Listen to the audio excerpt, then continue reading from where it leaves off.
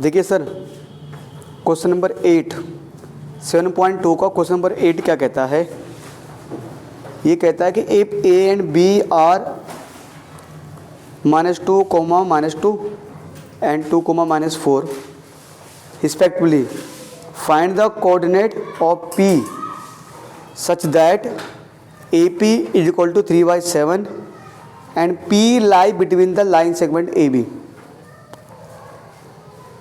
तो आपको ना ए और बी, ए एंड बी के पॉइंट आपको दे रखे हैं और जो पी आता है वो ए और बी के बीच में आ रहा है। और इस बार उन्होंने कुछ ऐसा बोला नहीं है कि ए बी एक लाइन सेगमेंट है या ए बी को ज्वाइन करने वाला लाइन बन रहा है, कुछ ऐसा बोला नहीं उन्होंने। ये बोला कि ए बी है बस। तो यार हम तो मान कर चलेंगे लाइन ही बन रहा होगा, सिंपल सी बात है, एक लाइन ही बननी होगी, है ना। तो हमें मान कर चल रहे हैं कि हमारे पास बाय द वे अगर ए बी नाम की एक लाइन है, ये मेरे पास अगर ए बी है, ठीक है, ए लाइन है, ठीक है सर। तो इसके दो कोऑर्डिनेट हैं, एक ये -2 और ये 2 दे रखा है, -2 और -2 दोनों है, ठीक है, दोनों माइनस में। और ये 2 और -4, ये है 2, -4, ठीक है।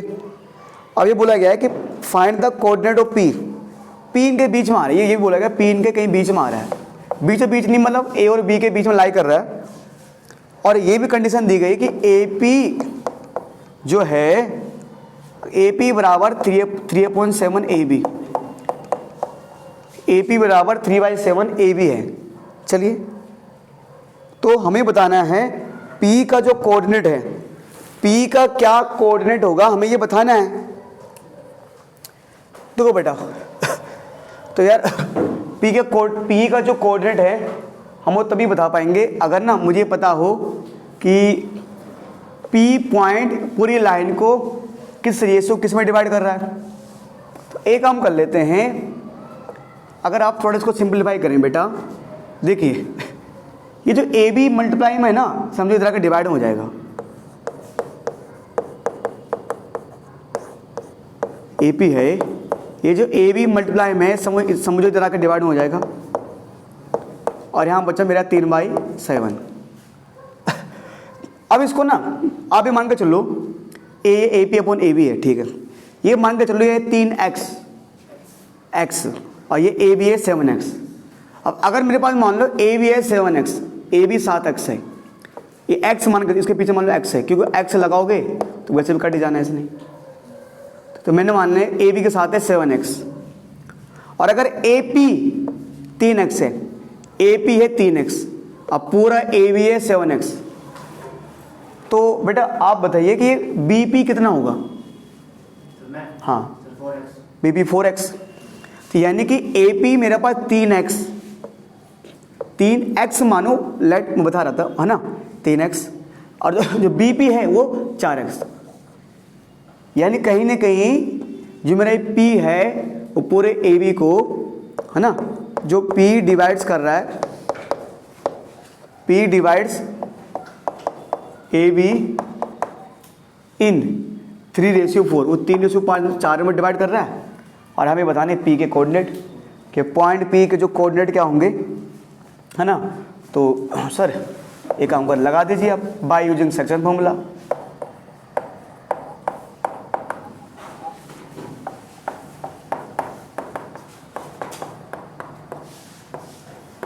जो कि आपके लिए होता है x = m1 x2 plus m2 x1 upon में m1 प्लस m2। आप कॉमा लगा सकते हैं। और y = m1 y2 plus m2 y1 upon में m1 प्लस m2। x बराबर जो m1 है सर, m1 हो गया 3, और जो x2 है, x2 हो गया -4, जो m2 है वो हो गया 4, जो x1 है वो हो गया -2। x2 2 होगा, हाउ कैन यू से, ठीक है। m1 हमारे पास, देखो बेटा हमारे पास अगर मैं m1 की बात करें तो एक बार दोबारा लिखता हूँ मैं, जो मेरे पास m1 है वो 3 है, x2 मेरे पास 2 हो गया, m2 मेरे पास 4 हो गया, और x1 हो गया -2। m1 अपॉन m2, तो यानी 3 + 4। अगर मैं यहाँ बात करूँ तो y इक्वल टू जो m1 है, m1 3 है, y2 है -4 और m2 4 और y1 है -2। m1 अपॉन में m2 जो है वो है 3 + 4। तो बेटा x बराबर 3 × 2 = 6 plus minus minus 4 × 2 = 8, 4 + 3 = 7, y equal to 4 × 3 = 12 plus minus minus 4 × 2 = 8 और ये 7। x बराबर -1 अपॉन में 7, सॉरी -2 अपॉन में 7 हो जाएगा। y इक्वल टू बेटा -20 अपॉन में 7, ये मेरे पास आ गया। ठीक है जी, तो आप यहाँ लिख दीजिए कि हैंस कोऑर्डिनेट ऑफ P, जो P पॉइंट के कोऑर्डिनेट हैं वो आगे -2/7 और -20/7, ये आगे मेरे P बिंदु का निर्देशांक। बिल्कुल। बात करें एग्जाम्पल 15, यानी जो मेरे पास कैपिटल वाली बुक पुस्तक है, ठीक है जी, कैपिटल का एग्जाम्पल 15 हमारे पास है, एग्जाम्पल 15। ठीक है जी, क्या है, थोड़ा सा अच्छा बढ़िया सवाल है। बट ये बोला गया है find the ratio in which line 3x + y - 9 equal to 0 divides the line segment joining a 1,3 and b 2,7। बाकी चीज़ समझ में आए ना आए, एक चीज़ समझ में आ रहा है कि a और b दो पॉइंट है, इनको जोड़ने पर एक लाइन बन रही है। ठीक है, a और b दो पॉइंट है, a और b दो पॉइंट है मेरे पास, ऐसे इस प्रकार।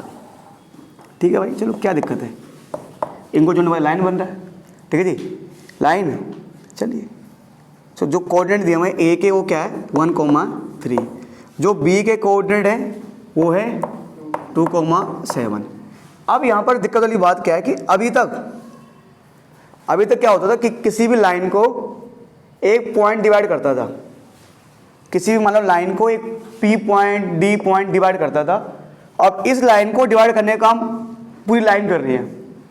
मैंने मान लिया लाइन है, जो ये लाइन है ये पूरे AB को डिवाइड कर रही है ना, और इसका नाम मैंने P मान लिया, क्योंकि ये जो लाइन जा रही है वो जब AB, ये लाइन जब AB को काटते हुए जाती है तो ये लाइन AB को P पॉइंट पर काटती है। और इस लाइन का मुझे इक्वेशन दे रखा भाई। ठीक है जी, इसका इक्वेशन है 3x + y - 9, 3x + y - 9 = 0। और ये बोला गया है फाइंड द रेशियो। ठीक है जी, इन विच हमें बताना है किस रेशियो में डिवाइड करेगा, कि ये जो P पॉइंट है, मतलब सॉरी हाँ P पॉइंट बोल सकते हो, या जो ये लाइन है वो पूरे AB को किस लाइन में डिवाइड करता है। ठीक है, तो सबसे पहले हम सॉल्यूशन में क्या लिखेंगे, हम ये लिखेंगे कि sorry let the given line intersect AB at P, और जो P के कोऑर्डिनेट है वो x y मान लिए। मैंने माना कि दी हुई रेखा AB को P बिंदु पर प्रतिच्छेद करती है, और इसके कोऑर्डिनेट मान लिए मैंने x और y। ठीक है सर। अब प्यारे बच्चों, ये मेरे पास है ना, इसके कोऑर्डिनेट हमने x y मान लिए। अब देखो बेटा, आप ये काम कर सकते हैं यहाँ पर कि, और साथ साथ हम ये काम करते हैं कि यहाँ पर एक काम करो बेटा, आप ये भी मान लीजिए कि लेट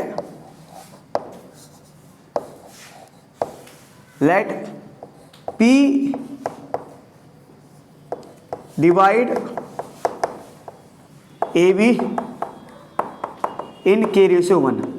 आपको ये भी समझा दिया गया था कि जब भी हमें रेशियो निकालना तो आप ये मान लो कि जो P है वो पूरे AB को K रेशियो 1 में डिवाइड कर रहा है। तो फिलहाल आपके समझ ये नहीं आ रहा है ये लाइन क्या दे दिया, कैसे दे दिया, पर ये तो अपने आपको इतना पता है ना कि AB लाइन है, P कोई पॉइंट है, और जब हमें रेशियो नहीं पता होता तो हम k रेशियो 1 मान लेते हैं। इतना आप आगे करिए, आगे कैसे करना है क्या करना है उस पर आएंगे, पहले कम से कम x और y की वैल्यू निकाल दो। तो अगर आप सेक्शन फॉर्मूला लगाओगे बाय यूजिंग सेक्शन फॉर्मूला,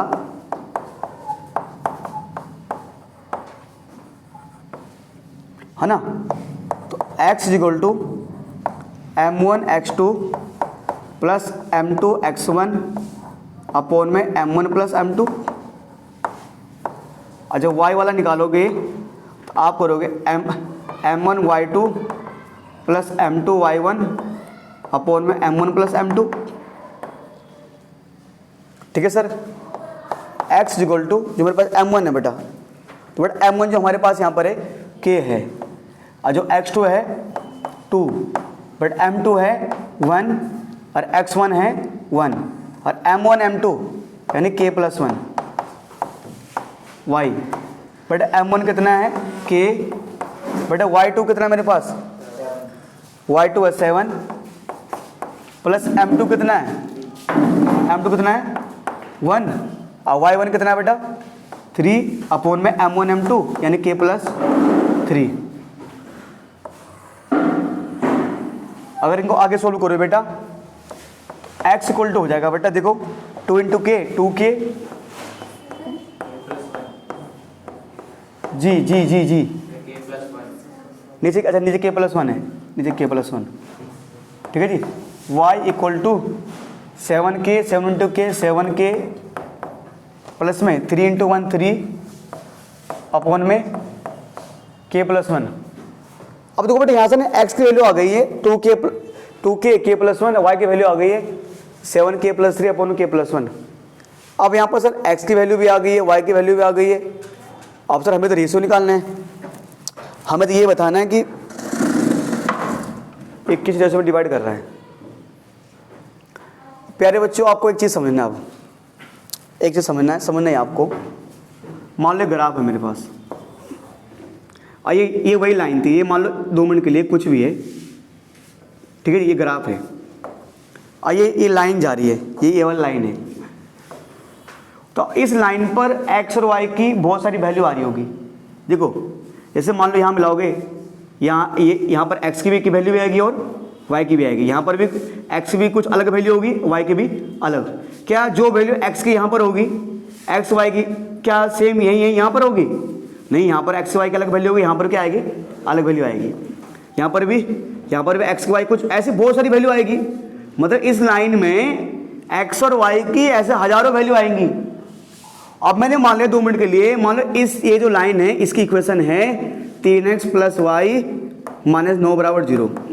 मान लो ये कहीं से होकर जा रही है, हमें नहीं मतलब, पर इस लाइन पर ऐसे x और y की, यहाँ पर भी x y कुछ वैल्यू आ रही होगी, यहाँ पर भी कुछ अलग वैल्यू आ रही होगी। पर इतना पता है इस लाइन पर हर एक पॉइंट पर x और y के जो भी वैल्यू आएगी वो इस पूरे इक्वेशन को सेटिस्फाई करेगी। और सेटिस्फाई करेगी मतलब, सेटिस्फाई करने का मतलब ये है, मान लो x की वैल्यू यहाँ पर 5 और 4 आई, मान लो लेट कर लिया 5 और 4 आई, तो अगर मैं 5 और 4 को यहाँ रखूँगा तो पूरे आंसर 0 आएगा। सेम मान लो x की वैल्यू यहाँ पर 3 और 2 आई, मान लो लेट, जरूरी है 3 2, मान लो 3 और 2 आई, तो अगर मैं यहाँ पर रखूँगा तो पूरे का आंसर क्या आना चाहिए 0, क्योंकि ये जो सारे के सारे पॉइंट आ रहे हैं ना वो इसी लाइन पर आ रहे हैं। और रूल के अकॉर्डिंग इस लाइन पर x और y की जो भी वैल्यू आएगी वो इसको सेटिस्फाई करेगी। जरूरी नहीं है कि सिर्फ यही एक ही पॉइंट सेटिस्फाई करेगा, बहुत सारे जो पॉइंट हैं वो क्या करेंगे x और y को सेटिस्फाई करेंगे। सेटिस्फाई का मतलब पूरा आंसर को 0 लाएगा। अब ऐसे यहां देखो ये जो लाइन है इस पर भी x और एक वैल्यू x y की यहां पर भी आ रही होगी। सर x और y की वैल्यू यहां कैसी आएगी? अरे भाई ये तो हमने हट के बनाया है, इसको तो हमने ग्राम में प्लॉट किया होगा ना, क्योंकि हम चैप्टर पढ़ रहे हैं कोऑर्डिनेट ज्योमेट्री का। तो ये लाइन तो ग्राम में बन रही होगी, इसका मैंने एक रूप यहाँ बता दिया कि ऐसे यहाँ पर बहुत सारी वैल्यू आ रही होगी। तो इस लाइन पर x और y की जो भी वैल्यू आएगी अगर यहाँ पुट करोगे तो 0 आएगा। अब ऐसे तो ये भी, तो ये जो P पॉइंट है ये P पॉइंट AB पर भी आ रहा है और ये P पॉइंट इस लाइन में भी है। तो इस पी पॉइंट पर एक्स और वाई की दो वैल्यू आ गई है, एक्स की वैल्यू आई ये और वाई की वैल्यू आई है ये। इसका मतलब है अगर मैं एक्स और वाई की वैल्यू को इस ये जो एक्स की वैल्यू है और ये जो वाई की वैल्यू है अगर मैं उठाकर यहां रखूंगा तो पूरे आंसर क्या आना चाहिए 0। मतलब ये दोनों वैल्यू इसको सेटिस्फाई करेगी। क्यों करेगी? क्योंकि ये जो P पॉइंट है वो इस लाइन पर लाई कर रहा है और इस लाइन की इक्वेशन ये रही। ठीक है, ऐसे और क्वेश्चन आप क्लास 11th में जाओगे, ठीक है जी, तो वहां पर पढ़ोगे आप। ये हो गया, ठीक है सर। तो यानी कि हम यहां पर मैं यहां पर लिख सकता हूं कि P point lie on the given line, it means it will be must satisfy the given equation।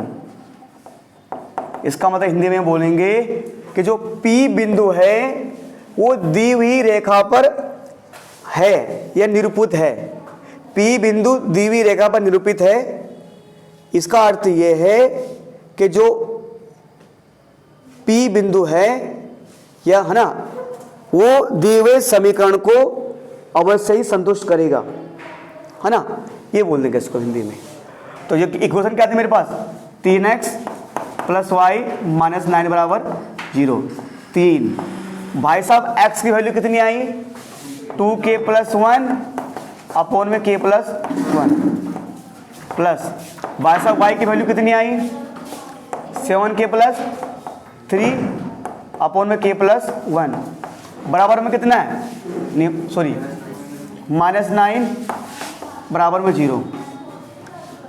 2 को अंदर मल्टीप्लाई कर दो 6k + 3 अपॉन में k + 1 प्लस में 7k + 3 अपॉन में k + 1। ये माइनस का 9 है उधर जाकर हो जाएगा प्लस का 9। अब इन दोनों का एलसीएम कितना आएगा k + 1, दोनों का एलसीएम k + 1 और ऊपर वाले ऐड हो जाएंगे यानी 6k + 3 + 7k + 3 बराबर 9। अब देखिए 6k + 7k कितना होगा 13k, 3 + 3 9 सॉरी 3 + 3 सॉरी 6, 3 + 3 6। अब ये जो k + 1 है ना वो 9 के साथ जाकर क्रॉस मल्टीप्लाई हो जाएगा यानी हो जाएगा 9 × k 9k 9 + 1 9। इसको आप यहाँ लिख सकते हैं, है ना, या नीचे लिख दें। चलिए ऊपर लिखता हूँ मैं। तो देखो बेटा k वालों को लेफ्ट हैंड साइड है और बिना k वालों को राइट हैंड साइड। तो 13k माइनस कितना बेटा 9k = में ये वहाँ जगह क्या हो जाएगा माइनस का 6, है ना। अब बेटा 13k - 9k क्या होगा 4k = में 3 मल्टीप्लाई में तो क्या आ जाएगा डिवाइड में। तो k 3/4 आ गया, इसका मतलब ये आ गया 3:4। तो यहाँ पर हम ऐसे बोल सकते हैं कि hence P divide the AB in 3:4। जो P पॉइंट हो AB को 3:4 में डिवाइड करता है जी। यादव जी अरे बच्चे आवाज नहीं। जो एक्सरसाइज 7.2 है ना बेटा उसमें एक क्वेश्चन है क्वेश्चन नंबर 12, ठीक है, क्वेश्चन नंबर 12। ये कैपिटल वाली बुक का है ना, एनसीईआरटी तो है नहीं, ये कैपिटल में आएगा ये। तो यहाँ बोला गया है, अगर थोड़ा ध्यान से देखोगे आप, क्वेश्चन अच्छा क्वेश्चन है, जैसे मैंने अभी एग्जाम्पल कराया था, ये उसी का भाई है कुछ, ठीक है, उसके परिवार से। ये बोला गया point P divide the line segment joining A 2,1 and B 5,-8। ये खुलेआम कह रहा है कि A B को जोड़ने से एक लाइन बनता है। चलो भाई बन गया, A B था और B था, इनको जोड़ने लाइन बनता है। और A का जो कोऑर्डिनेट है वो है 2,1 और B जो है ठीक है, उसके कोऑर्डिनेट है 5,-8 और एक खुलेआम कह रहा है कि P डिवाइड करता है, P मान लो कि यहाँ बीच में आ रहा है, P डिवाइड करता है AB को, ठीक है, P डिवाइड द AB वगैरह। If P lie on the line, ये तो खत्म हो गई बात, P डिवाइड कर रहा है। अगर P लाई करता है एक लाइन पर, मतलब वो इसका मतलब है कि P इस पर तो लाइक P AB पे तो आ ही रहा है, P एक दूसरी लाइन पर भी आ रहा है, इसका मतलब यहां से ना लाइन पास होकर जा रही होगी, P एक दूसरी लाइन पर भी आ रहा है और उस दूसरी लाइन का इक्वेशन दे रखे हैं 2x - y + k = 0। P इस लाइन पर भी आ रहा है, कह रहे हैं क्या दिक्कत है अपने को, करे k निकालो, निकाल देंगे, क्या दिक्कत है भाई, करे k की वैल्यू निकालिए, ठीक है जी, k की वैल्यू निकाल दीजिए प्यारे बच्चों। जैसे कि अभी जस्ट पहले वाला एग्जांपल किया था, इसको वैसे कर लो, यहाँ लेट कर लो, लेट कि P डिवाइड्स AB इन k/1। हमने मान लिया कि P जो है वो AB को k/1 नहीं, इसमें दिया हुआ है, सॉरी इसमें दिया हुआ है पूरा k/1 नहीं, पूरा दिया हुआ है, इसमें मैं भूल गया, हाँ यहाँ दे रखा, सॉरी यहाँ ऑलरेडी दे रखा है, AP अपॉन में AB बराबर 1/3, ये दे रखा मुझे। अब देखो लो बेटा, सिंपल सी बात है दिनेश जी, AP है 1, मतलब AP है x और AB है 3x, तो BP कितना होगा? यही फर्क होता है पढ़े लिखे और गंवारों में, -2 जी, वो भी 2x, हम x बोलते जा रहे हैं, आप करो 2 और 2x का फर्क होता है, मैं आपको बोल, हाँ जी, जो जिस भाषा में आंसर पूछा जाता उसी में देना था ना आपको आंसर भी। मैं ज्यादा सिंपल बोल देता कि बेटा AB 3, इसका मतलब ये नहीं कि AB 3 है और AP 1 है, ये मतलब नहीं इसका, इधर कुछ और ही लाइन दे होगी, तो आपको रेशियो की भाषा में समझाना है, तो आपको इसलिए मैं आपको x बोल रहा हूं कि इसको मान लो 1x है, ये पूरा अगर 3x है और ये सिर्फ ओनली 1x है, तो बचा हुआ हो जाएगा मान लो 2x, तो यानी ये जो है 1 और ये 2, सिंपल सी बात है, मैंने यानी AP रेशियो BP जो आएगा 1:2 आएगा, खत्म है ना। अब इस बात तो प्यारे बच्चों, अब P पॉइंट के कोऑर्डिनेट मान लो, P पॉइंट के जो कोऑर्डिनेट है वो x और y है, ठीक है जी। जब x निकालोगे आप तो m1x2 + m2x1 अपॉन में m1 + m2, जो m1 है आपका 1, x2 आपका 5, m2 है 2, x1 है कितना, x1 2 है, 1 + 5 ये ना, अच्छा 1 + 2 है, सॉरी, हाँ जी बोलिए भाई, 5 × 5, 2 × 2 4, 2 1 3, 5 4 9 अपॉन 3 कितना आ जाएगा, 3 आ जाएगा।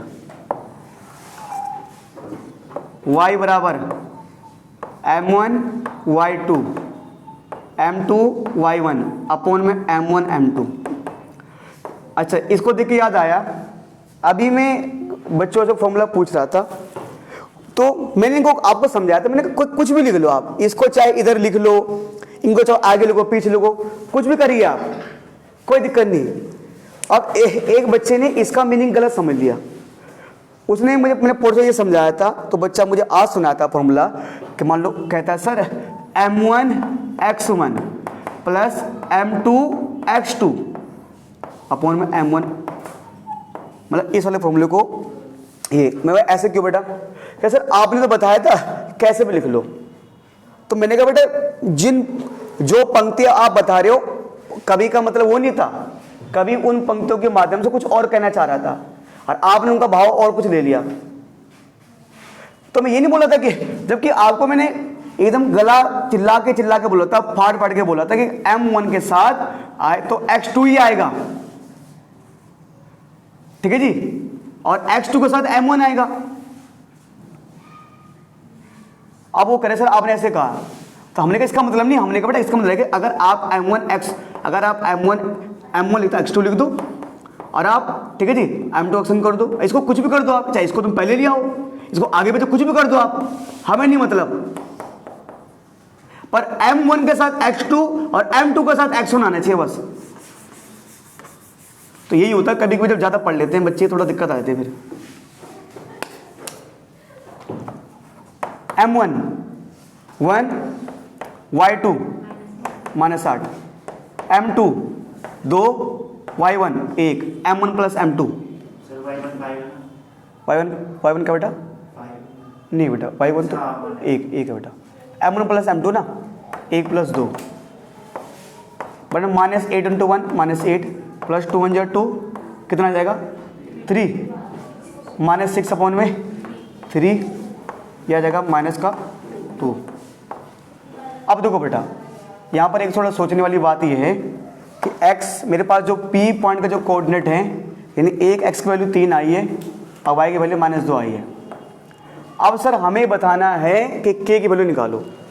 और अभी जैसे मैंने आपको बताया जो पिछला वाला एग्जाम्पल था कि सर क्योंकि जो p पॉइंट है वो ए बी तो लाई कर रहा है, ये p पॉइंट इस लाइन पर भी लाई कर रहा है। देखो क्योंकि ये p पॉइंट, इस p पॉइंट का अधिकार इस लाइन पर भी है, तो अगर ये p पॉइंट इस लाइन पे आ रहा है यानी तो यहाँ पर जो x और y की वैल्यू आई है, अगर मैं उनको यहाँ पुट करता हूँ तो इस पूरे को सेटिस्फाई करेगी, क्योंकि ये p पॉइंट इस लाइन पर भी आ रहा है।